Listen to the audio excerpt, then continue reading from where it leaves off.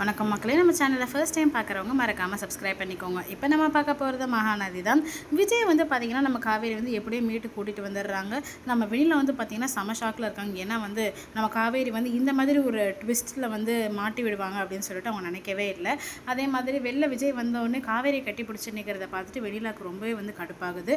அதே மாதிரி வந்து பார்த்திங்கன்னா நம்ம காவேரி வந்து ரொம்பவே வந்து விஜய் வந்து அழறாங்க.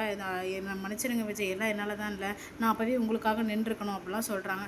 அதெல்லாம் ஒன்றும் இல்லை, நீ இந்த டைம்லாம் இந்த மாதிரிலாம் அழலாம் கூடாது, நீ எனக்காக எதுக்கு இவ்வளோ ரிஸ்க் எடுக்கிற, தாத்தா தான் இருந்தார்ல, அவர் பார்த்துட்டு இருந்திருக்க மாட்டாரா அப்படின்னோடனே, என்ன வச்சு எப்படி சொல்கிறீங்க, நீங்கள் உள்ளே இருக்கும்போது நான் மட்டும் எப்படி நிம்மதியாக வீட்டில் இருக்க முடியும் அப்படின்னு சொல்கிறாங்க. அதுக்கப்புறமா வந்து வீட்டுக்கு கிளம்பி வராங்க.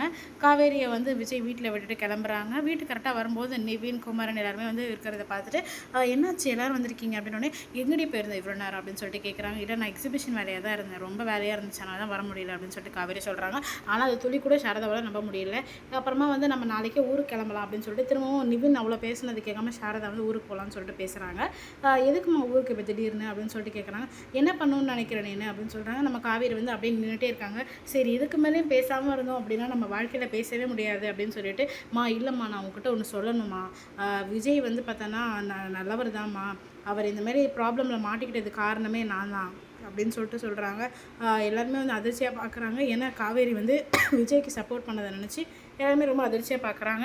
அப்புறமா வந்து பார்த்திங்கன்னா கரெக்டாக வந்து நம்ம காவேரி வந்து பேசிகிட்டே இருக்கும்போது விஜய் வந்து வீட்டுக்கு வந்துடுறாரு. வந்துட்டு வந்து பார்த்திங்கன்னா, காவேரி இரு நான் சொல்கிறேன் அப்படின்னு சொல்லிட்டு சொல்கிறாங்க. நம்ம சேனல் சப்ஸ்கிரைப் பண்ண ரொம்ப நன்றி. சப்ஸ்கிரைப் பண்ணாதவங்க மறக்காமல் சப்ஸ்கிரைப் பண்ணிவிடுங்க.